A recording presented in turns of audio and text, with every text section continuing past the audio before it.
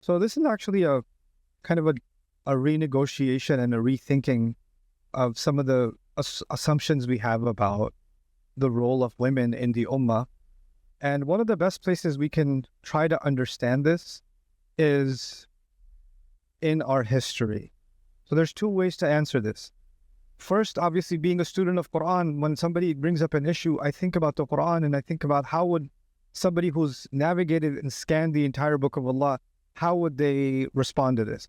The second place you'd go is like the seerah of the Prophet ﷺ, and say, how were women in the Prophet's life? What roles were they playing? How were they participating?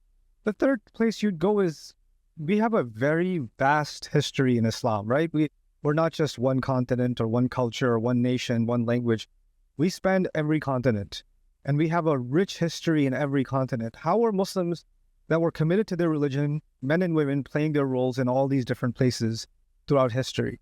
And if you scan all three, and you, with exceptions here and there, in the Quran, for example, there is no place where women are not being given or being put in a certain kind of cage. In the family, Allah did make men the head of the household.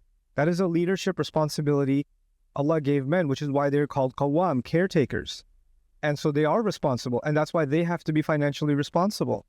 So there's a leadership role there. But then there are other places in which women are taking leadership roles. Like at a very micro level, when Musa's mother lost Musa alayhi salam in the water, she also had Harun. Harun is the brother, but she sent the sister to go, because Harun's the older brother, so he already exists. But she sends the sister to go, and she takes the lead and goes and all the way follows Musa alayhi salam to the castle, and then, even recommends that they bring the mother back. So the entire story rests on the intelligence of this little girl, who we recite about in Surah Al-Qasas. There are small examples, glimpses like this in the Quran where women are outspoken, where women express themselves. Like the angels came to talk to Ibrahim alayhi salam, right? And they said he's going to have a child, but his wife was in shock. So she started screaming and almost yelling at the angels. And now the angels who came to speak to Ibrahim are now speaking to the wife of Ibrahim alayhi salam, right? And it's remarkable that Quran recorded that the carriers of wahi are now actually having a direct conversation with this old woman, and they're consoling her. There are times where women have to step up and play a role. What are the principles? The principle in Islam, Allah did not say women should, remain hidden. In fact, even the ayah وَقَرْنَ فِي بُيُوتِكُنَّ in Surah Al-Ahzab is talking about Ummahatul Mu'minin, it's talking about the mothers of the believers. And there's a reason for that, because they are considered our mothers forever. There's a reason they were given special instructions. In that same surah, Allah says, لَسْتُنَّ كَأَحَدٍ مِّنَ النِّسَاءِ, you're not like any other women. That's why they had to, and no other woman will always be considered the entire ummah's mother. They cannot marry any other man after them. If they just walk around outside, even if they're fully covered, and some man says, I wonder if she's married, he's having a thought about his mother. Allah wants to prevent that completely from even happening, ever. So he tells them, وَقَرْنَ فِي بُيُوتِكُنَّ. So even when the Sahaba come to meet with Aisha radiallahu anha, min wara'i hijab, she has to meet them from behind a curtain.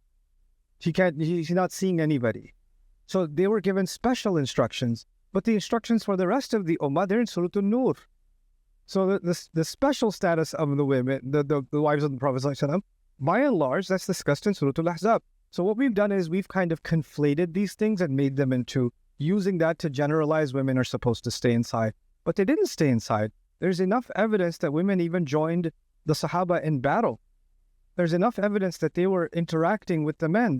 There's enough evidence they were traveling together. The Hajj ritual itself breaks. This is the most sacred ritual. Shouldn't there be a women's section for Tawaf? Why was there never one? Because they were a part society. And the thing is that Allah gave us this deen based on fitrah. There's some natural things we're supposed to be inclined towards, like decency, the way a person dresses. Allah gave khimar to the women, not because it protects them from they're protected from the eyes of men, but actually they're protected from their own desire to show off, actually. If you study Surah An-Nur, that's what it's talking about.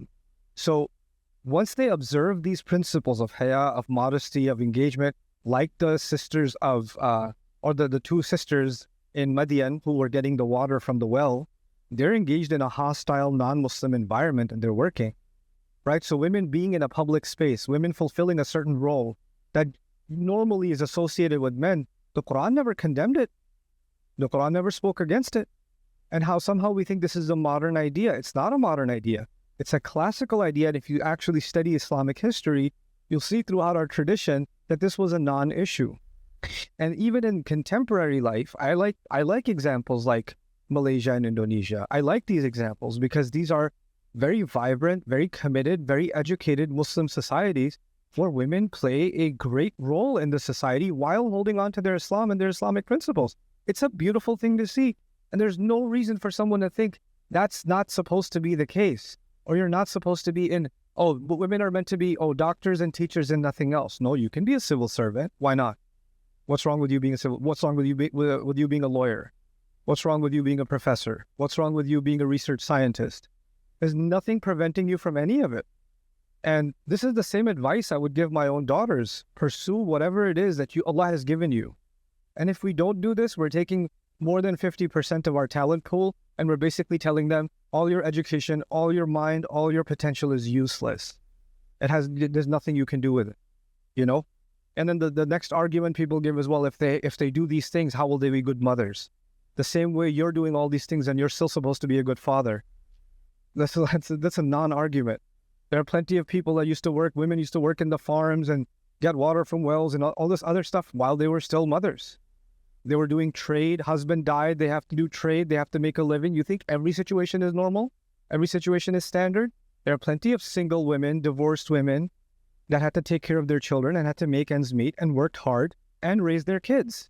So this idea that somehow they are lesser mothers or they're too busy with their career, therefore they can't be mothers, I think that idea is silly.